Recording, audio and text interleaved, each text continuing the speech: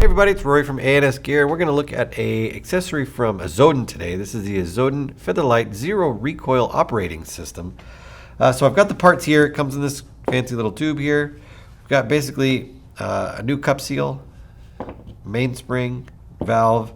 This is not an LPR. It's not a low pressure regulator. All it is a housing that lets us control the amount of tension on the valve spring, so that we can control a loose or a tight valve spring, given if we are going to run a CO2 or a compressed air setup on our gun.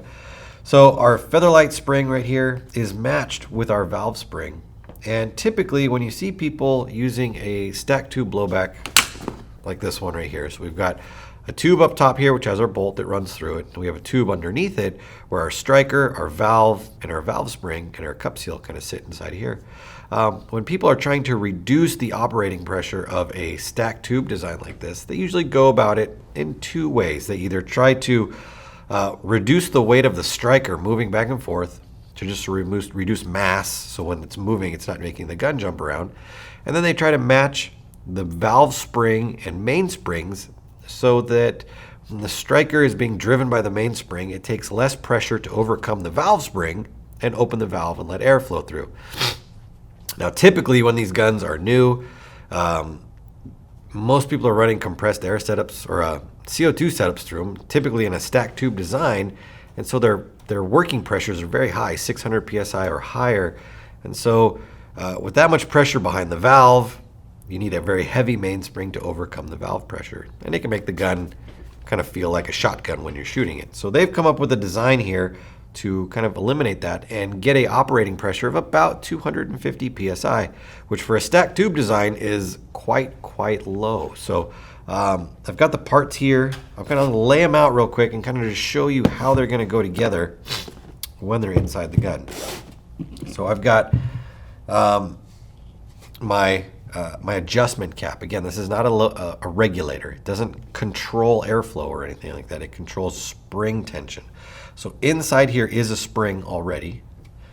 We've got our new cup seal, which is going to go inside of that housing right there. And if you see, if I push on it, you can see that it's pushing back.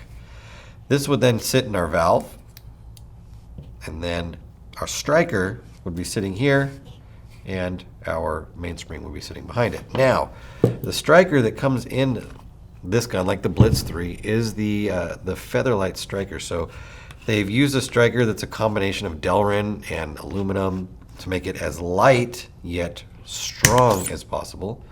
So they've gone the first step to try to reduce the weight of the striker so that you're not having to do that yourself. So we can pop this thing out of here. Maybe. Come on. There it goes. This would sit like that. Then we've got our mainspring. I don't want to mix any of my pieces up here. I want to forget our bumper. It's very important to have that bumper in there. And then our adjustment on the back. So this is what your setup actually would look like inside of here. So when you go to do the switch, it's actually quite simple to do. You're going to remove the ASA off the bottom, unscrew the regulator, unscrew the vertical ASA off the body. When you unscrew that, this little piece will pop out. Take the frame off, take the guts out.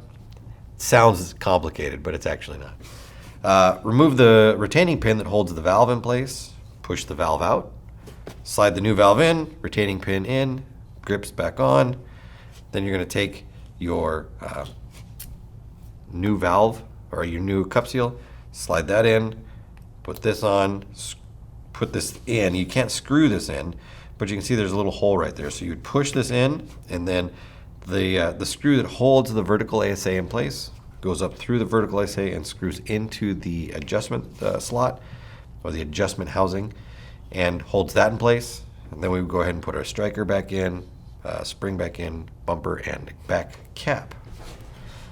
Now, when you're going to set it up, and actually after you've got it in the gun and you're going to use it, depending on what you're running, compressed air or CO2, and depending on the output pressure of your tank running into the gun, you can control the valve assembly. You can make it a a heavier or lighter setup depending on how your mainspring needs to be. If you're running more pressure behind the spring, then you have to run more pressure on the mainspring. So you can increase the pressure on the valve spring by turning the screw in to match the pressure being delivered by the valve spring. You don't want to have your mainspring come forward and move your striker forward to open the valve like that, but then your valve spring is so light that it can't push the striker back off of it. What will happen is this will come forward, it'll open it like that, it will shoot, but then it will hold it open because the valve spring can't push it back off and your gun will leak. Every time you shoot it, it will go psh,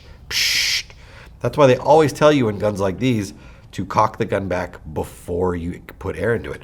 That way you cock it back, the hammer comes off, or the striker comes off the valve shuts, and it seals up properly. You have to have a valve spring that is stronger or able to move the striker off the valve every time you shoot, otherwise it will leak every time. So this gives you the ability to control it, it gives you the ability to match to the mainspring, and it gives you the ability to run at low pressure and still have the gun be efficient and shoot at velocity. There's a lot of ways to make a gun work with very, very low pressure, but it will only shoot like 100 feet per second. This will shoot at velocity and have an operating pressure of about 250 psi to make it work great. Now, they recommend running this zero recoil system with a gun that has a regulator on it. So if you're planning on putting it into a version of an Azodin gun that is non-regulated, like I think the original Blitzes weren't regulated, I would recommend putting that in there, because what's going to happen is if you use a gun that's unregulated, you're just going to be driving the pressure that's in your tank into the back of the valve assembly, and it kind of defeats the purpose of the Featherlight system at all, because you can't drop that working pressure down to make it work the way it's supposed to or was intended to from the beginning. So they recommend using it with a regulated system, so otherwise it's not worth it. So definitely keep that in mind when you're looking to put it together. So the Featherlight operating system, pretty straightforward install. The idea behind it of how it works, very, very simple. Just make sure you're using it on a regulated system to get the true potential out of it, to run it at that 250 psi operating mark. So check it out. It's available through the website. Order yours now through ansgear.com.